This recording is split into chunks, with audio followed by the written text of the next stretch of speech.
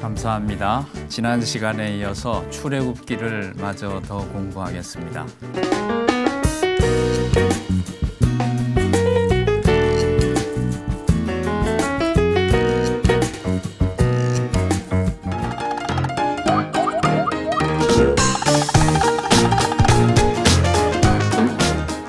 출애굽기는 전체적으로 세 구조로 되어 있습니다.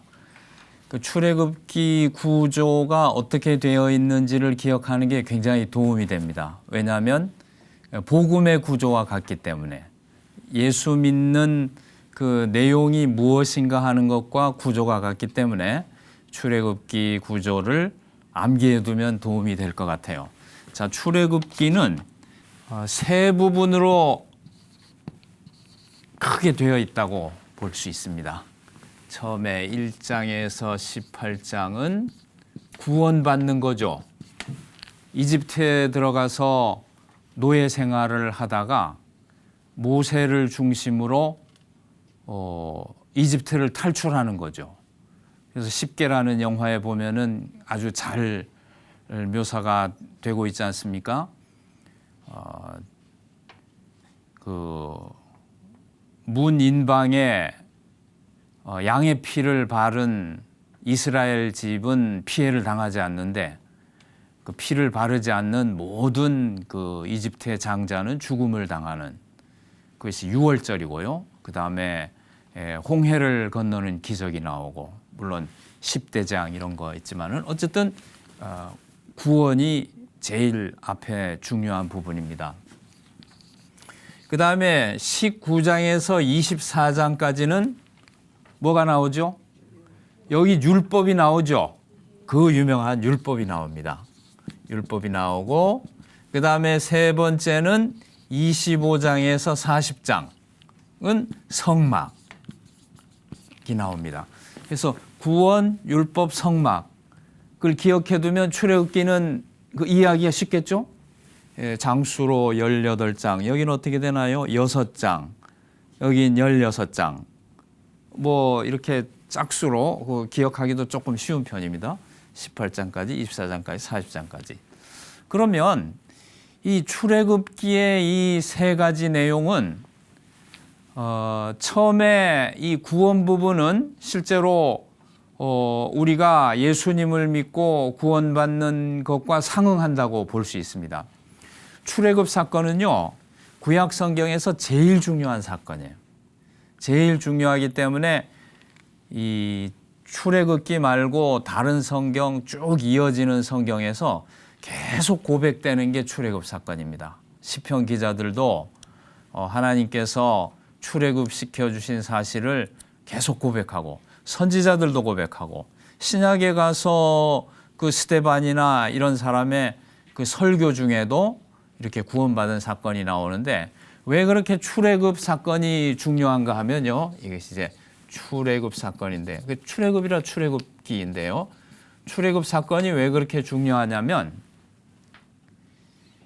이스라엘이라는 그 나라를 잊게 한 사건이에요. 그러니까 출애굽 사건이 있기 때문에 이스라엘이 존재하는 거예요. 그리고 이 출애굽이란 사건은 하나님이 한번 큰 거 하나 보여주신 건데 앞으로도 이런 기적과 이런 은혜와 이런 큰 사건을 일으킬 수 있다는 증거 자료가 됩니다. 그래서 홍해를 가르시고 이스라엘을 구원하신 그 하나님은 앞으로 이스라엘이 역사 속에서 어떤 어려움을 만나도 그런 큰 능력으로 그런 큰 기적과 그런 큰 은혜를 베풀 수 있다는 것을 의미합니다. 그러니까 이건 아주 중요한 거예요. 구약의 사건이라는 것은 한 번 일어나고 마는 사건이 아니고 그 사건의 기적, 그 사건의 은혜가 계속된다는 걸 의미해요. 연속되는 사건이에요. 차차 더 자세히 공부하겠습니다마는 하나님과 이스라엘 사이를 맺어주는 제도가 뭐라고요? 언약이라고 배웠습니다. 언약. 아브라함과 언약을 맺으시고 또 이삭, 야곱, 요셉과 언약을 지켜가시고 모세와 언약을 맺으시고 그 모세와 맺은 언약의 기초에서 이스라엘을 다스려 가시고 또 다윗과 언약을 이렇게 그 하나님과 이스라엘 사이에는 언약이라는 관계로 쭉 이어지는 거예요. 우리는 어떤가요? 우리도 하나님과 언약 관계에 있어요. 그래서 이 언약이란 말 구약 신약 전체를 통해서 가장 중요한 단어라고 볼 수 있는데요. 우리는 어떻게 해서 언약 관계에 있냐면 예수님께서 십자가에 죽으시고 부활하신 것이 새 언약입니다. 예수님께서 자신이 십자가 위에서 흘리는 피를 새 언약의 피라고 말씀하셨어요. 이 언약을 다시 확증하는 게 새 언약이라고. 이 언약을 완성하는 것이 새 언약이라고요. 그러니까 우리도 하나님과 언약 관계에 있는 거예요. 그러니까 예수 믿고 구원받는다는 것은 예수님 통해서 하나님과 새 언약 관계에 살다가 새 언약 관계 속에서 천국 간다, 그런 뜻이 되는 것입니다. 언약이란 말 좀 많이 들어보셨나요? 예, 한문으로는 이렇게 쓰는데 아주 중요한 단어입니다. 국가 간의 조약이란 게 있죠. 뭐 한미 상호 방위 조약, 또 한국과 미국, 한국과 중국 간의 FTA, 이렇게 국가 간의 조약을 맺어서 서로 결속을 하는 거잖아요. 그런 식으로 그 형식으로는 그런 거예요. 하나님과 우리, 하나님과 교회 사이에 언약을 맺으셔서 그 언약이라는 건 이제 영어로 말하면 본드 딱 접착하는 거니까 하나님과 우리가 떼어질 수 없는 그런 관계 속에 하나님 우리를 사랑하시고 우리는 하나님께 순종하고 이렇게 삶을 이루어가는 것이 신자의 생활인 것입니다.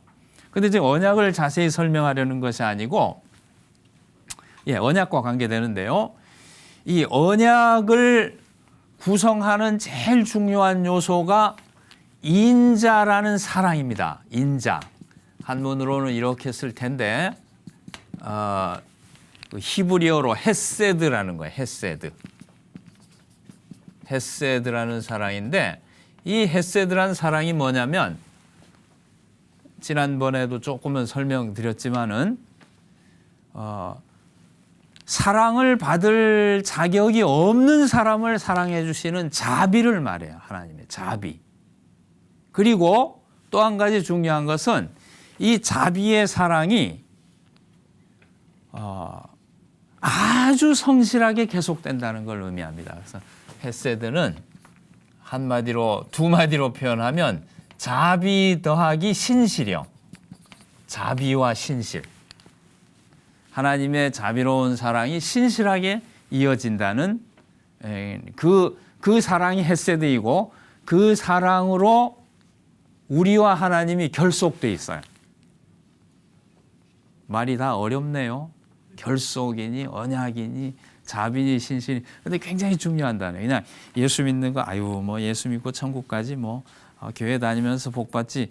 물론 그런 내용이 다 들어 있지만은 그런 모든 걸 가능케 하는 것은 하나님이 우리를 향하신 신실한 자비의 사랑 때문에 그런 것입니다. 우린 그냥 하나님의 사랑에 푹 녹아 사는 사람들이라니까요.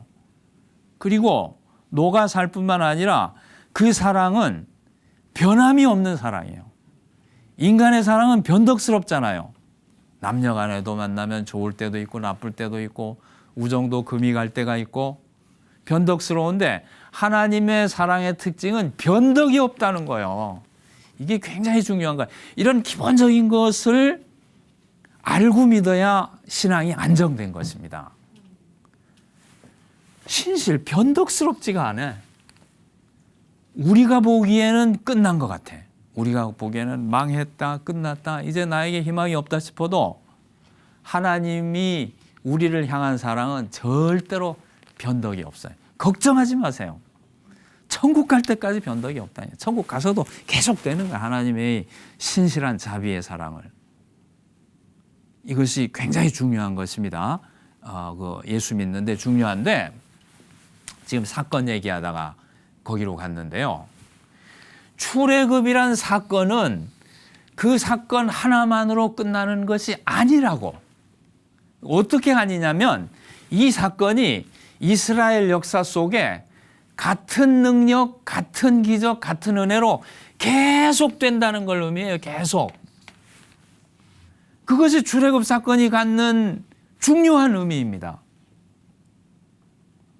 홍해 한 번 가르고 마는 게 아니고 하나님의 백성들에게 은혜가 필요할 때마다, 기적이 필요할 때마다 계속 홍해를 갈라주신다니까. 그러니까 신실한 자비의 사랑이지.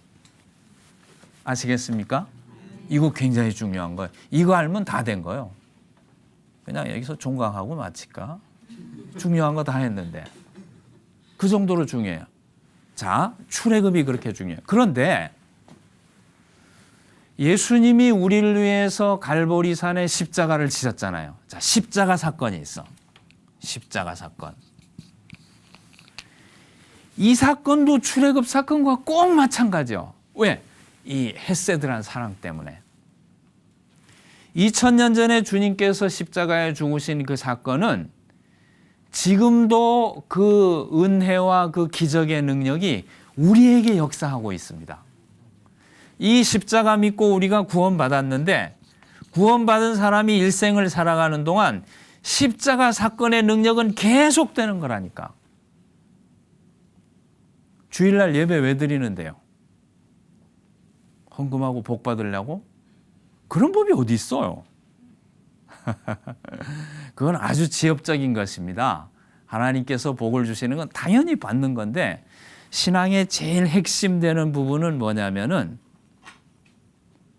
나 위에 죽어주신 그 십자가의 능력과 사랑을 찬양하러 모이는 거예요. 예배는. 그 능력과 사랑과 은혜에 감사하러 모이는 거예요. 그래가지고 모여서 뭐 하느냐? 우리 이불 가졌잖아요. 쫑알쫑알쫑알 하는데 뭐 하냐면 아, 예수님 나 위에 십자가에 죽어주셨네. 그걸 반복해서 고백하러 모이는 거예요. 그러면 그 은혜 안에 우리가 살아갈 모든 힘이 들어있다고. 주일날 예배로 모이는 것은 주님이 우리를 위해 죽으신 그 십자가 구속의 사건을 고백하면서 감사하면서 찬양하러 모이는 것입니다. 헌금하고 내가 11조였으니까 하나님 10배로 갚아주시겠지. 복 받으러 모이는 게 아니고 우리 한국 사람들이 복을 너무 좋아하기 때문에 복에 대해서 많이 가르쳤는데 복을 받는 것이 틀린 건 아니지만은 이 복음의 핵심이 자리 잡고 나서 그 다음에 복이에요. 이게 굉장히 중요한 거예요. 그러니까 주일날 모이는 것도 십자가 사건 고백하는 거고 이거는 이 십자가 사건의 은총이 우리 생활에 쭉 스며들어가 늘 우리를 복주고 계시기 때문에 그거를 고백하러 모이는 거예요. 감사하고 찬양하러. 그리고 예배를 통해서 성찬을 드리면서 또 목사님 설교 말씀을 드리면서 십자가 사건에 대해서 다시 리마인드하고 다시 듣고 다시 깊이 깨닫고 그 힘으로 일주일을 살려고 예배당 문을 나서는 거예요. 그리고 일주일 후에는 다시 가서 찬양하고 감사하고 또 새로운 힘을 그 십자가 구속의 은총에서 받고 또 나와서 세상에서 승리하면서 살고 이게 중심이 되는 거죠. 그럼 구약은 출애굽 사건을 말씀드려요. 신약엔 십자가 사건 얘기했는데 사실은 이 출애굽 사건이라는 것이 이 십자가 사건의 예표입니다. 예표란 말 이제 오늘 어려운 말을 많이 쓰게 되는데 예표. 요 십자가 사건을 미리 그림자로 보여준 거예요. 그러니까 구약의 출애굽 사건하고 신약의 십자가 사건하고 같은 거예요. 그냥 같은 구원의 구속의 은혜라고. 그러니까 요거 미리 십자가 사건을 보여주신 구원 사건이거든요. 그러니까 구약 성경 출애굽 사건, 출애굽기 보고 출애굽 사건 볼 때는 바로 십자가를 통해서 나를 구원해 주신 그 사건을 읽고 은혜 받고 감사하면 되는 것입니다. 다 같은 원리입니다. 출애굽 사건도 계속해서 그 계속되는 그 은혜와 기적의 역사, 그 방식이 십자가 사건이 우리에게 이렇게 은혜를 끼치는 그 방식하고 꼭 같은 것입니다. 그래서 제가 이 출애굽기는 복음의 구조와 같다고 말씀드린 이유가 그건 거예요. 여기 구원 사건, 이스라엘이 이집트에서 구원받은 사건인데 이게 바로 우리가 죄와 죽음에서 구원받은 그 사건을 상징하고 있다고. 그러니까 이 부분은 구원이 되는 거죠. 구원. 이 처음 나오는 1장에서 18장의 구원 부분은 이렇게 중요한 것입니다. 죄와 죽음과 모든 삶의 고초에서 우리를 구원해 주신 그 십자가 은총을 여기 출애굽 사건이 상징하고 있는 거예요. 그 문설주에 바른 양의 피, 그것이 예수님이 흘리신 그 보혈을 상징하잖아요.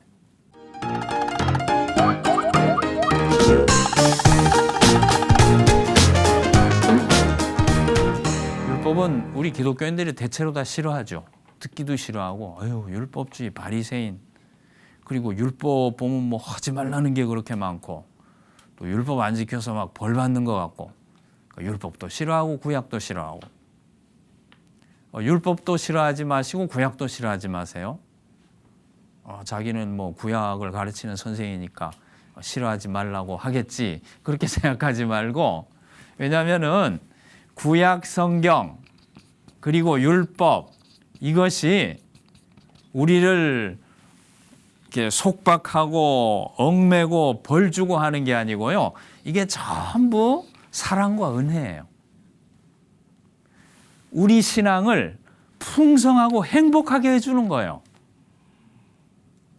이 구약에 대해서는 오해가 굉장히 많습니다. 구약의 하나님 심판하시는, 신약의 하나님 사랑의 은혜 하나님, 은혜 하나님, 좋은 하나님인데 구약의 하나님 벌 주신 하나님, 이런 굉장히 큰 오해가 있어요. 그것이 아닙니다. 구약 신약 전체 같은 예수 그리스도의 아버지시고 우리 아버지시고 사랑의 하나님이에요. 구약도. 그래서 이 오해를 푸는 게 굉장히 중요한데, 율법은 무엇인가 하면은 삶에 대해서 말씀해 주는 거예요. 사람이 어떻게 살 것인가. 그러면 구원받은 백성은 바른 삶을 살아야 되는데, 바른 삶을 사는 그 방법을 가르쳐 준 게 율법입니다.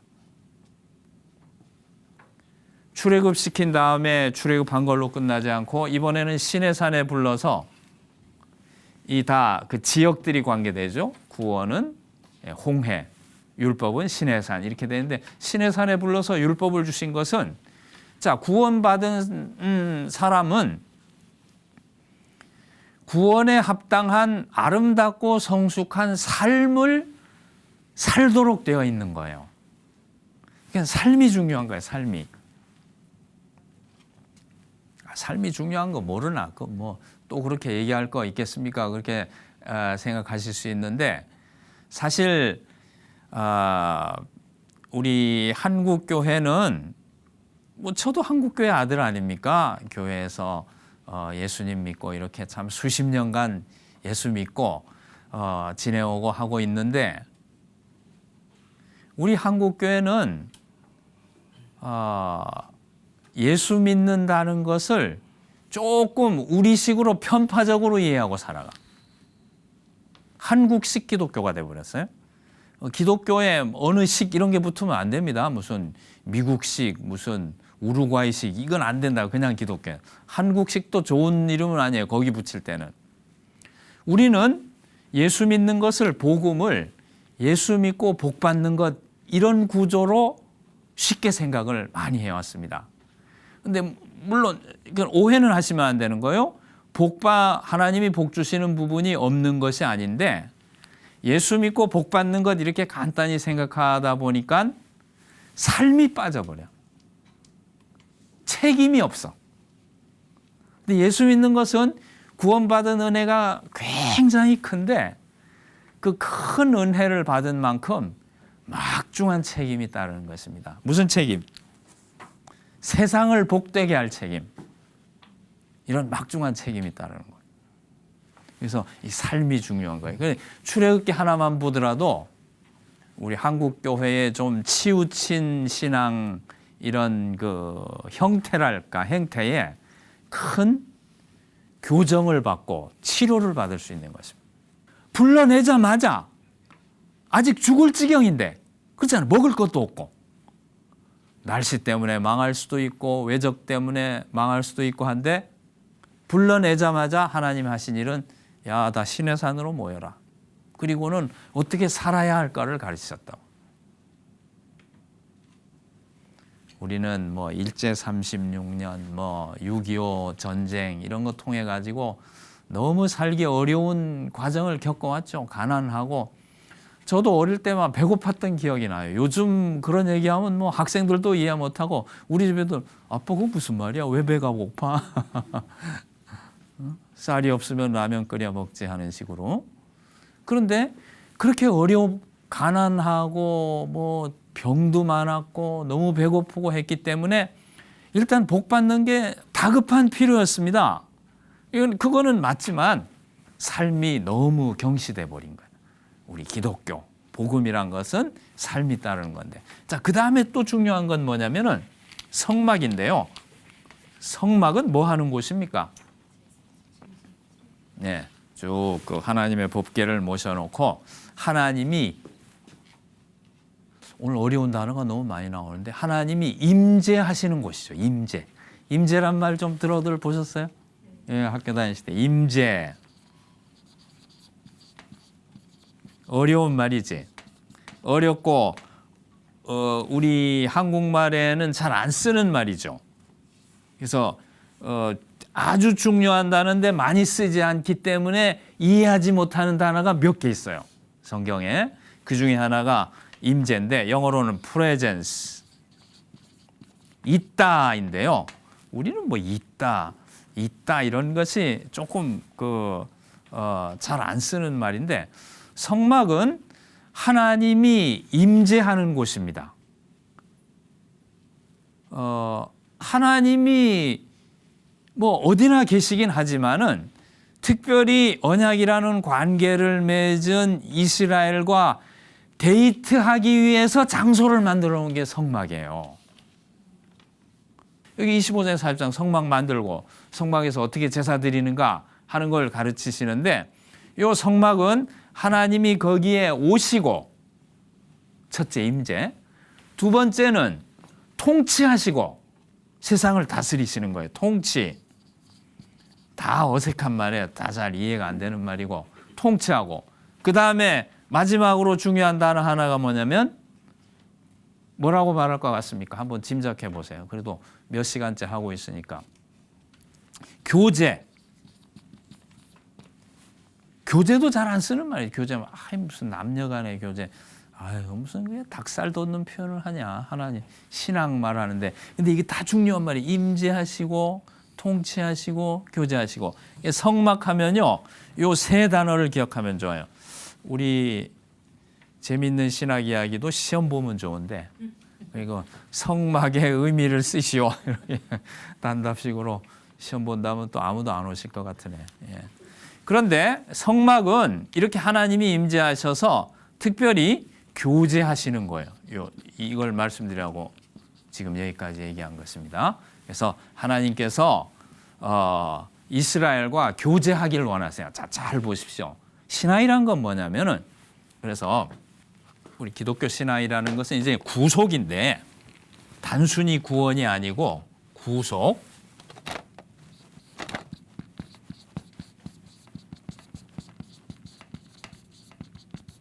피로 값주고 값을 지불했다는 거죠.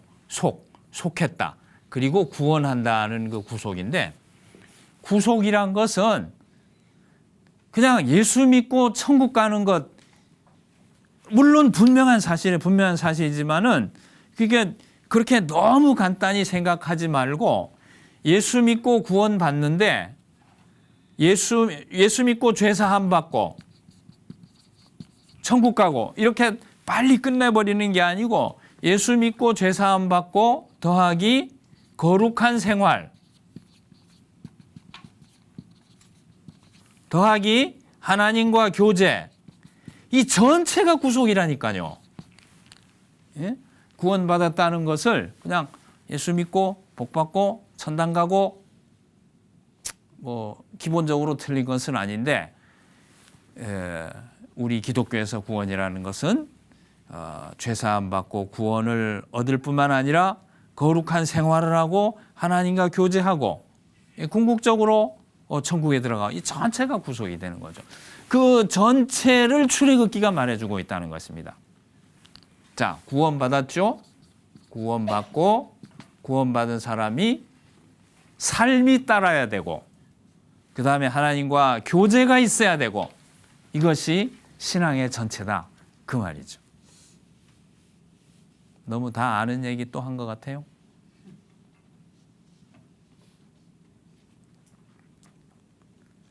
청년 시절부터 저희는 교회에서 배울 때에 예수 믿고 구원받고 주일 성수하고 11조하고 새벽 기도해서 복 받자. 물론 그렇죠, 참 복도 많이 받았는데 그렇게 하다 보니까 요 삶 부분 그리고 교제 부분이 너무 소홀히 된 거지. 그래서 꼭 기억하실 것은, 우리 예수 믿는 것은 반드시 이 삶이 관리돼야 된다. 그 다음에 교제가 깊어져야 된다. 이것을 기억하셔야 됩니다. 그래서 우리가 신앙생활할 때 예수를 수십 년 믿었는데 허탈하고 뭐 좀 좌절스럽기도 하고 남는 게 없는 것 같기도 하고, 그런 느낌을 받을 수 있는 것은 왜냐하면 삶이 관리되지 않고 교제의 깊이를 더하지 않았기 때문인 거예요. 예수님 믿고 하나님으로부터 뭐 받는 거는 실제 이렇게 뭐 챙기는 게 있으니까 그 피부에 와닿잖아요. 몸이 아파서 기도해서 건강 얻고, 사업이 부도날 위험해서 사업이 회복되고, 남편이 실직하지 않고 승진하고, 아이들 수능을 잘 보고, 다 얻는 거죠. 어쨌든 좀 나쁜 일이 일어나지 않고 그런 소망을 다 가지고, 그러나 그 바람이 너무 크다 보니까 우리 신앙이라는 것이 거기에만 국한되는 것처럼 생각하기가 쉬운데, 그러나 그 모든 것은 하나님이 당연히 주시는 것이고, 우리가 하나님과의 관계 속에서 해나가야 될 일은 예수 그리스도를 믿어서 의롭다함 받고 그 다음에 삶을 관리하고 하나님의 인격을 깊이 알아가야 되는 것입니다. 하나님이 알고 좋아야 된다니까.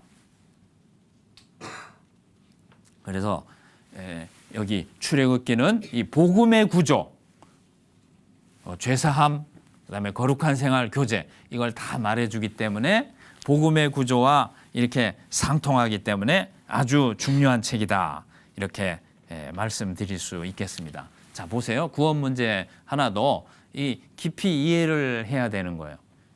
자신의 죄를 점점 깊이 깨닫고 십자가의 은총의 필요를 점점 깊이 알아가야 되는 거예요. 신앙이 성장한다는 것이. 그 다음에 율법은 지금 말씀드렸습니다마는 사랑과 책임이 따라야 되는 거예요. 우리가 살아가는 데 있어가지고 그냥 나 혼자 예수 믿고 나 혼자 잘 되고가 아니고 사랑과 책임이 따르는 삶이 돼야 되는 거예요. 거룩한 삶이어야 되고 사랑과 책임이 따르는 삶이어야 되고. 여러분, 이 율법이 나왔을 때는 하나 설명드려야 될 것이 뭐냐면은, 율법은 지키기가 어렵죠.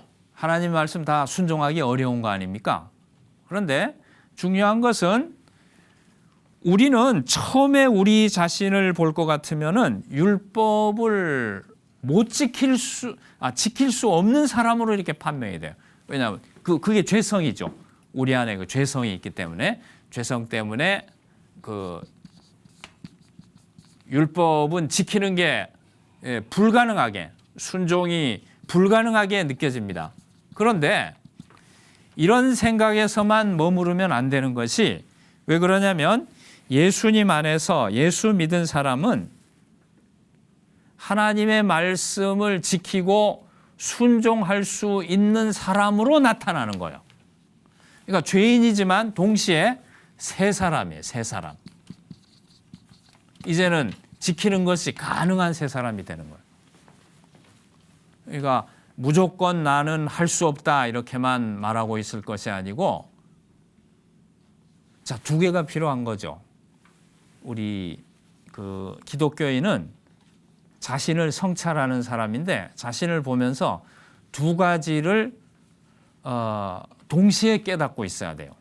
첫째는 나는 하나님 앞에 할 수 없는 부패한 죄인이다 하는 것을 깨닫고 있어야 되고, 그 다음에 동시에 그러나 그리스도 안에서 나는 하나님을 영화롭게 할 수 있는 새 사람이 되었다는 것도 동시에 깨달아야 된다니까.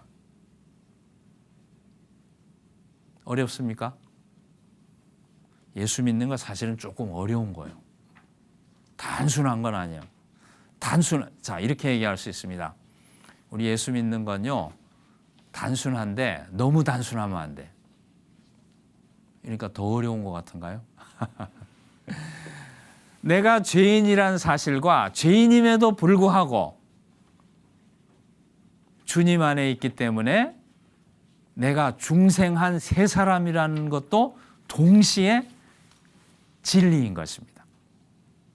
그렇기 때문에 우리가 이 땅에서 살아가는 것은 부활의 신비를 경험하면서 살아가는 것이고, 중생의 신비를 경험하면서 살아가는 것이고, 그리스도 안에서 새 사람됨의 신비를 경험하면서 살아가는 거예요.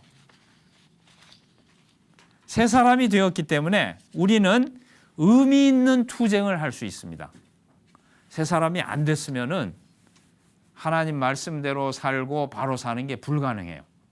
그러나 새 사람이 되었기 때문에 이제는 말씀에 순종하고 죄를 배척하는 것이 가능해졌다니까요. 예. 순종의 투쟁, 거룩의 투쟁, 성화의 투쟁이 우리는 가능한 사람이 된 것입니다.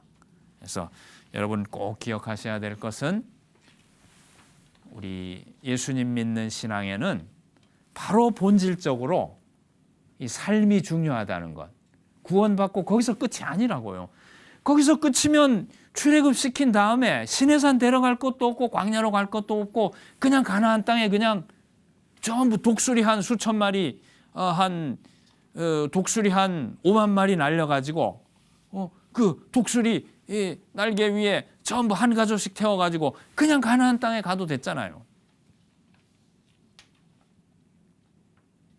하나님이 독수리 이렇게 동원하는 건 어려운 게 아니에요. 출애굽기 19장 4절에도 보면 내가 독수리 날개 위에 너희를 업어 인도했다 말씀이 나오다. 근데 그냥 그렇게 하신 것이 아니고 광야를 거치면서 삶을 훈련하게 하셨다고. 예, 우리가 예수님 믿고 천국 갈 때까지 길면 길고 짧으면 짧은 생을 살아가게 되는데 그 기간을 통해서 우리는 성화의 투쟁, 거룩의 투쟁, 새 사람으로서 이런 투쟁을 해 나가면서 하나님께도 영광 돌리고 우리의 삶을 의미 있게 하는 것입니다. 그래서 우리 기독교 신앙에는, 복음에는 삶이 필수적으로 중요하다는 것을 기억하면서 오늘 공부를 여기서 마치도록 하겠습니다. 감사합니다. 수고하셨습니다.